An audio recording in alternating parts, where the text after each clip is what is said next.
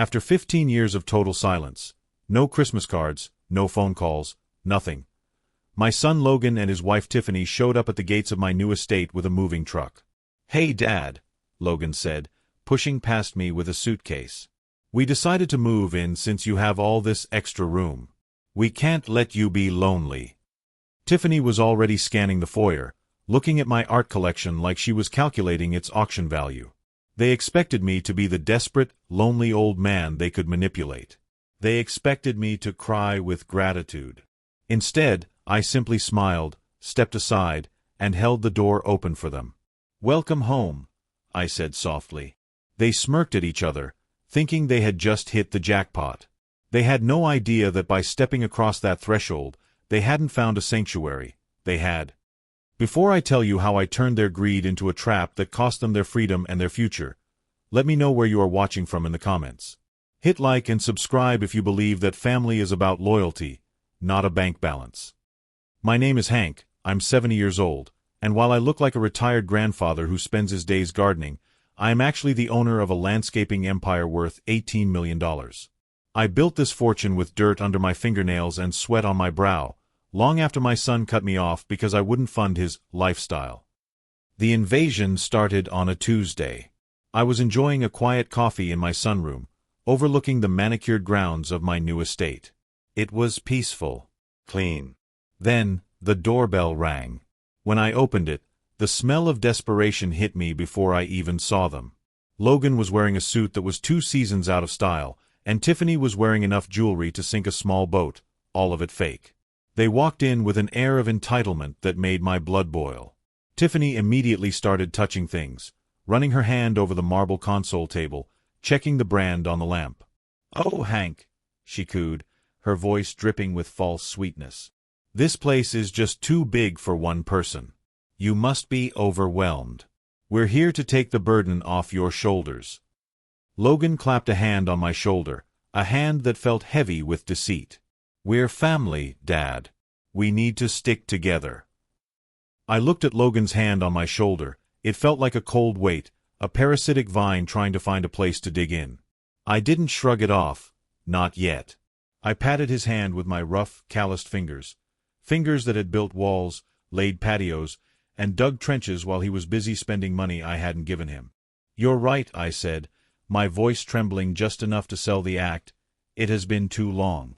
Come in, please." I led them further into the house. My estate, the Blackwood, was a sprawling modern fortress of glass and steel, nestled on 20 acres of prime forest. I had designed it myself. Every hallway had a camera hidden in the molding. Every room had microphones embedded in the light fixtures. I told myself it was for security against burglars. I never thought the burglars would have my last name. "Wow," Tiffany breathed, spinning around in the main atrium. Her heels clicked sharply on the imported Italian marble. "Hank, this place it's a resort. How much did this cost?" "A lot of hard work," I answered simply. "And servants?" she asked, her eyes darting around. "Where is the staff? Surely you don't clean this yourself." "I have a cleaning crew that comes twice a week," I lied, "and a gardener. But mostly, I like the quiet. It gives me time to think." "Well, that's going to change," Logan said, dropping his suitcase with a heavy thud that echoed through the hall. "We're going to get this place lively again. We'll need to interview a full-time cook, obviously. Tiffany can't be expected to cook in a kitchen this size. It's industrial."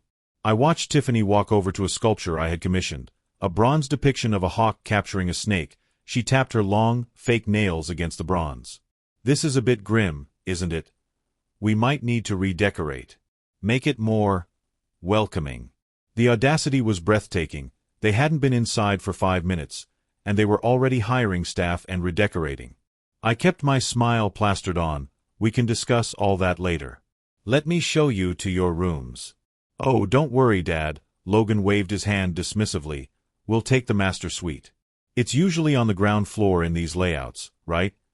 Better for our knees than climbing stairs." He laughed. He was 35. I was 70. "Actually," I said, "the master suite is where I sleep. It's set up for my medical needs." Logan's ears perked up.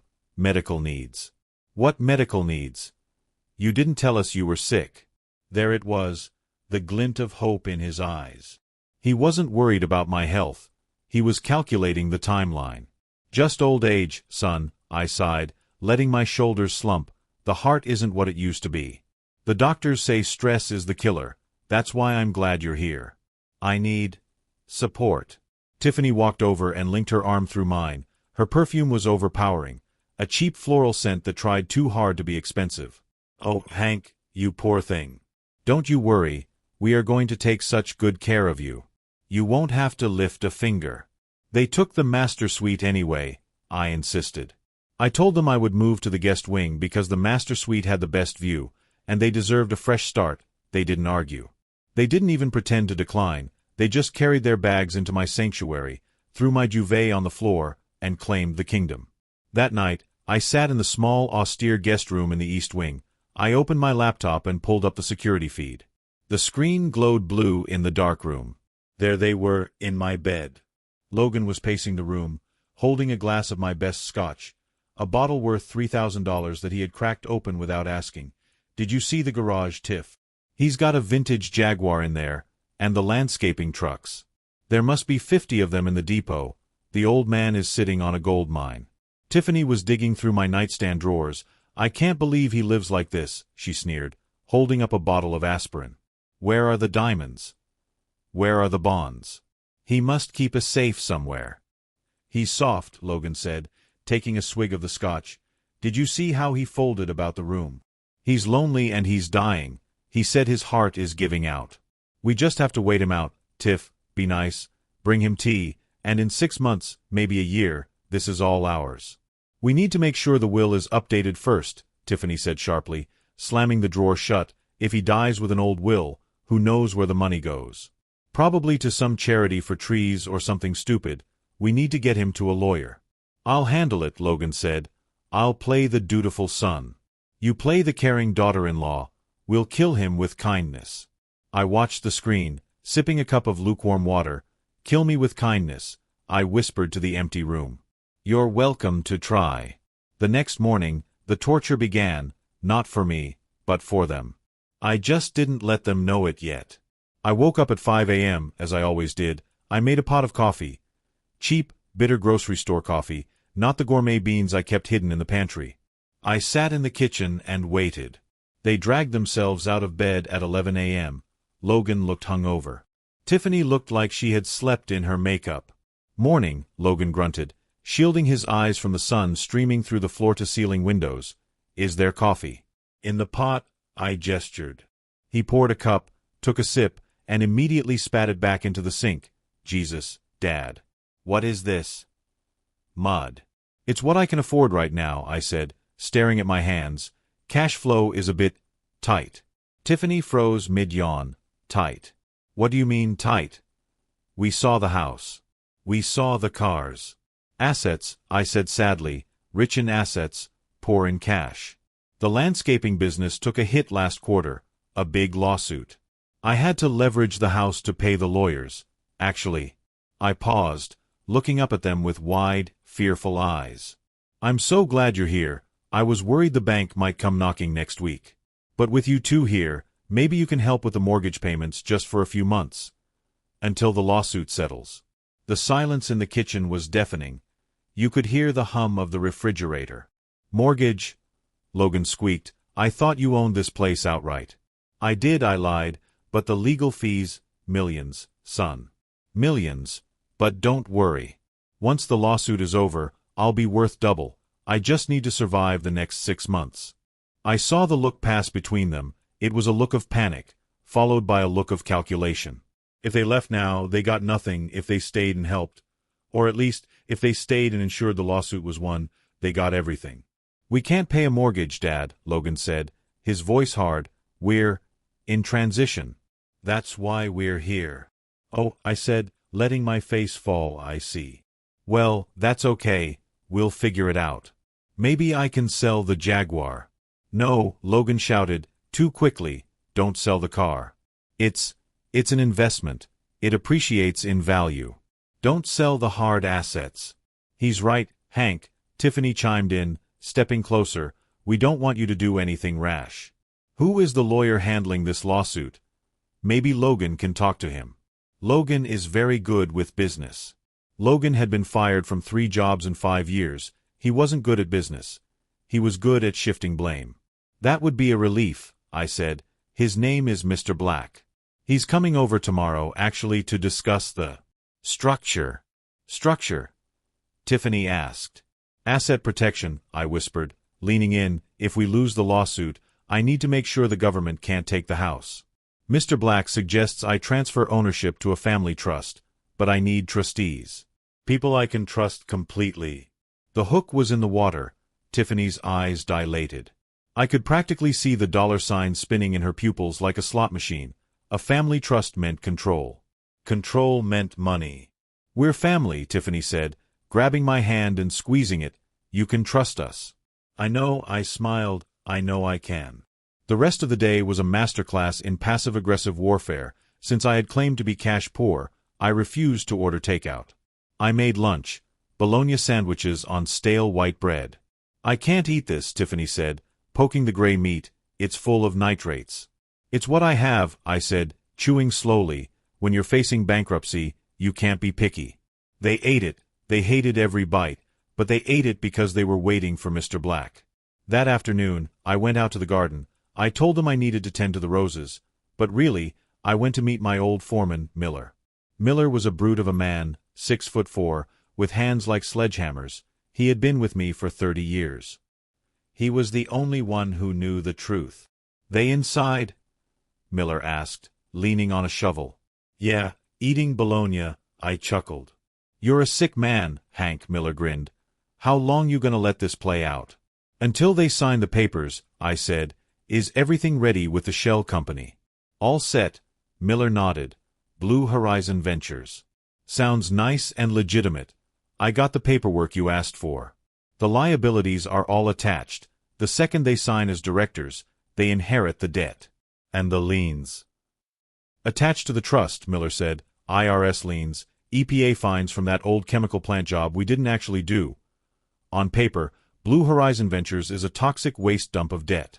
About $4 million worth. Perfect, I said. You know, Miller said, looking at the house, you could just kick them out. Call the cops. Too easy, I said, snapping a dead head off a rose. They broke my heart, Miller. They left me alone when Mary died. They didn't come to the funeral because I wouldn't pay for their plane tickets. They let me grieve in that big empty house for 15 years, and now they show up because they smell money. No, I'm not just kicking them out. I'm going to teach them a lesson about what happens when you try to harvest a crop you didn't plant. The next day, Mr. Black arrived. Mr. Black wasn't a lawyer. He was a retired actor named Samuel I knew from the local community theater board. I had donated heavily to the arts over the last decade, paying for new lighting rigs, sound systems, and even the renovation of the main stage. So Samuel owed me a favor. A big one, but beyond the favor, Samuel loved a role with meat on its bones. And I had written him a masterpiece. He looked the part, though. God, did he look the part? He swept into the library wearing a charcoal 3-piece suit that fit him a little too perfectly. His silver hair swept back in a style that screamed Ivy League, and wire-rimmed glasses perched on the end of his nose. He carried a battered leather briefcase that smelled of old money and important decisions. When he set it down on the mahogany desk, the heavy thud sounded like a gavel striking a block. We gathered in the library. A room lined with books I had actually read but Logan had only ever looked at as decoration. I sat in my wingback chair, deliberately letting my posture slump, curling my hands inward to feign arthritis. I kept a slight tremor in my left hand, resting it visibly on the armrest. Logan and Tiffany sat opposite me on the leather sofa. They were sitting up so straight their spines must have hurt, trying desperately to look like responsible adults capable of managing an empire. They looked like children playing dress-up in a burning building. The situation is precarious, Samuel, playing the role of Mr. Black, said, his voice dropping to a grave baritone. He opened the briefcase and began laying out stacks of documents with surgical precision. The lawsuit is aggressive. The plaintiffs aren't just coming for the company, Hank. They are piercing the corporate veil. They are claiming gross negligence and are coming for you personally. Logan leaned forward, his eyes widening as he looked at the paperwork. Personally. You mean they can take this? He gestured vaguely at the room, at the expensive Persian rug, at the crystal decanters on the sideboard. If we don't act, yes, Samuel said, sliding a document across the desk. It was full of gibberish legal jargon we had printed off the internet, but it had a very official-looking gold seal at the bottom. If we don't move the assets into the Blackwood Family Trust within 48 hours, the court could issue an emergency freeze. Hank's accounts, the house, the landscaping fleet, the vintage cars, everything locked down. Seized pending litigation, Tiffany gasped, clutching her pearls. Seized. But that's our inheritance. She clamped her hand over her mouth, realizing she had said the quiet part out loud. And if we move it? Logan asked quickly, covering for her. If we create this trust, then it's untouchable, Samuel said smoothly, leaning back and tenting his fingers. The trust acts as a fortress.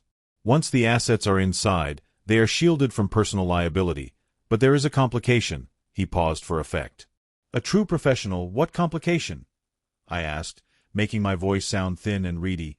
Because of Hank's documented health condition, Samuel said, glancing at me with pity that looked entirely genuine.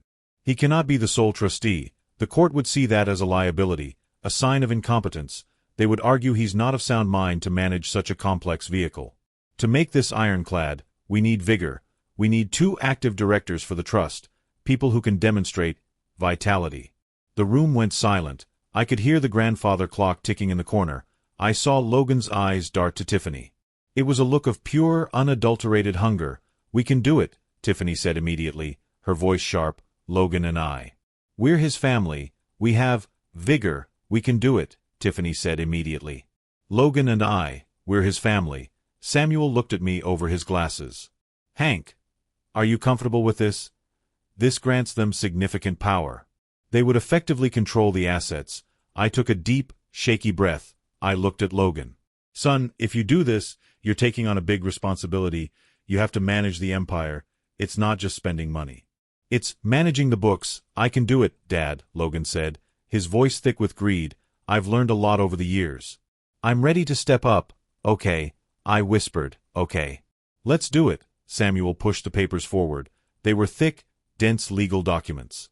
This is the transfer deed for the estate, this is the control agreement for the landscaping company, and this, he paused, tapping a specific document, is the assumption of liability waiver. Standard procedure. It just says you accept the assets, as is, Logan repeated. Sure, like buying a used car. Exactly, Samuel smiled. They didn't read it, they didn't read a single word. They saw the words deed and control and trust, and they signed their names so fast the ink barely had time to dry. Tiffany signed with a flourish, underlining her name. Done, Logan said, dropping the pen. So, the house is safe. The house is now property of the trust, Samuel said, packing up his briefcase. And as directors of the trust, you are now the legal guardians of the estate. Congratulations. He shook their hands. He didn't shake mine. He just winked at me when they weren't looking and walked out. The mood in the house changed instantly. Before the signing, they were pretending to be nice now. The mask fell off and shattered on the floor. Hank, Tiffany said, not Dad, not Father. Hank, we need to talk about your room, my room. I asked. The guest room, she said, it's depressing, and honestly, we're going to be entertaining. Important people, investors. We can't have you wandering around the East Wing looking like a gardener.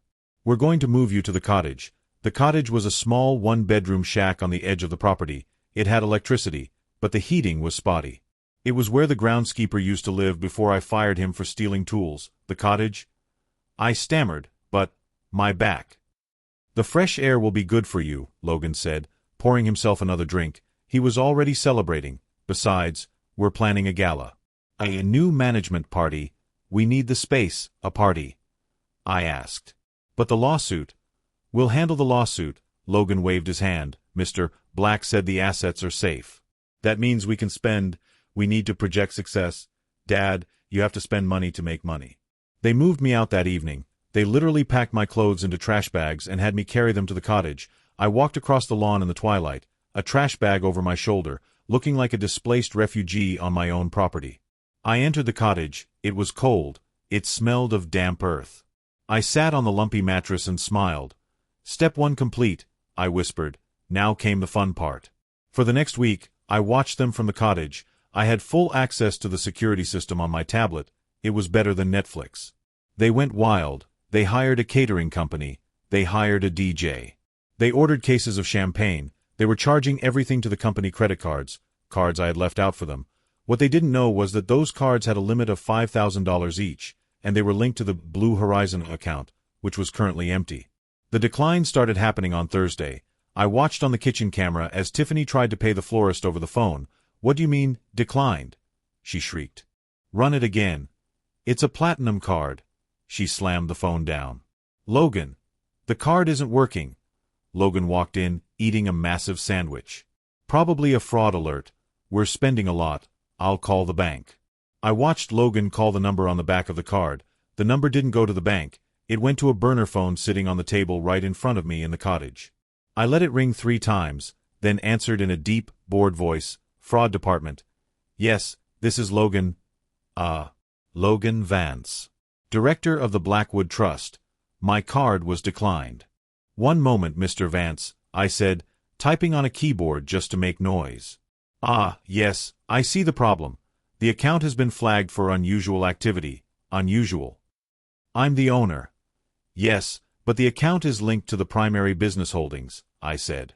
"There seems to be a freeze on the credit line due to outstanding federal liens." "Liens?" Logan went pale. "What liens?" "It says here, EPA violation 404. The freeze is automatic. However," I paused, "you can override the freeze if you make a good faith deposit to verify liquidity." "A deposit?" "Yes, if you wire funds into the account to cover the current balance, the freeze lifts and the credit limit is expanded to, let me see, $500,000. Logan covered the phone. "Tiff, they froze it because of Dad's lawsuit stuff. We need to put money in to unlock the credit line." "How much?" Tiffany hissed. "How much do we need to deposit?" Logan asked me. $20,000 should do it," I said. $20,000. Logan choked. "We don't have $20,000 liquid. We have the savings for the condo," Tiffany whispered urgently. "The down payment we were saving, that's everything we have, Tiff." "Logan." She grabbed his face. "Think about the return. 500,000 credit line. And once the lawsuit clears, we get the 18 million. This is just a hurdle. Do it, pay the fee," Logan sighed. "Okay, give me the routing number." I gave him the routing number for an offshore account that I couldn't touch, but neither could they. It was a one-way street. "Done," Logan said into the phone. "Processing." I said, "Excellent, the funds have cleared. The credit line should reactivate in 24 hours. 24 hours. The party is tomorrow night. Bank policy. Have a nice day." I hung up. In the cottage, I laughed until my sides hurt. They had just drained their life savings to pay a deposit on a credit card that was maxed out. The day of the party arrived, the gala. They had invited everyone, local politicians, business owners, old friends of mine they hadn't seen in decades. They wanted to debut as the new power couple of the town. I wasn't invited. I put on my best tuxedo anyway. It was a midnight blue silk tux, tailored in Milan 10 years ago. I shaved, I combed my silver hair, I looked like the tycoon I was. I waited until 9 p.m., when the party was in full swing. I could hear the bass thumping from the main house. I walked up the driveway. The valet tried to stop me. "Sir, invitation?" "I own the pavement you're standing on, son," I said, flipping him a $100 bill. "Keep the car close." I walked to the front door. It was unlocked. I stepped into the atrium. It was chaos. The music was too loud. People were drunk. Logan was standing on the grand staircase, holding a microphone, looking sweaty. Tiffany was beside him in a sequin dress that cost more than their actual car. "Thank you all for coming," Logan shouted over the music. "We are so thrilled to welcome you to the new era of Blackwood. My father, well, he's retired now. Dealing with some health issues, so Tiffany and I are taking the reins." A murmur went through the crowd. They knew me, they respected me, they didn't know this clown, and to celebrate, Logan continued, "We have a special announcement. We are expanding. We are going to franchise the Blackwood brand." He was drunk on power. He didn't even own the trademark. I stepped out from the shadows. I walked to the center of the room. The crowd parted for me like the Red Sea. I didn't say a word, I just walked. Logan saw me. His face went white. "Dad," he said into the microphone. Feedback squealed, "What are you doing here?" "You should be resting." "I'm done resting," I said, my voice projecting clearly without a microphone. I had spent years yelling over construction equipment. I knew how to project. I walked up the stairs, Slowly, step by step, Logan and Tiffany backed away. "Ladies and gentlemen," I said, turning to the crowd, "I apologize for the interruption. My son seems to be under the impression that this is a celebration. Unfortunately, he is mistaken, Hank." "Don't," Tiffany hissed. "Go back to the cottage," I ignored her. "You see, my son and his wife moved in last week to take care of me. They thought I was dying. They thought I was senile." The room went silent. The music stopped. "They made me sign over my company," I continued. "They made me sign over my house." Gasps from the crowd. Someone whispered, "That's shameful," but I raised a finger. There was something they didn't check. You see, I firmly believe in reading the fine print. Logan, Tiffany. "Did you read the Schedule B attachment on the trust documents?" Logan blinked. "The what?" "Schedule B," I said calmly.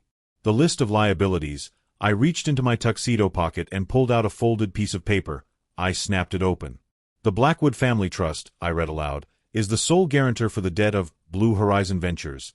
That debt includes $4 million in outstanding environmental fines, $2 million in back taxes, and—" I looked at Logan.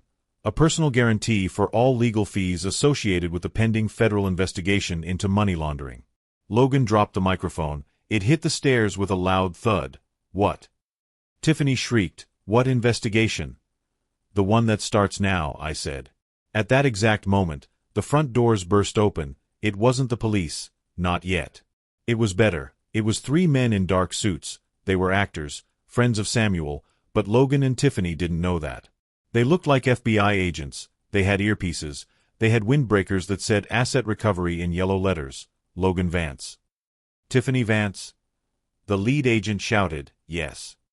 Logan squeaked, "We have a warrant for the seizure of all assets held by the Blackwood Trust due to non-payment of federal liens, and we have a subpoena for the directors regarding fraud allegations."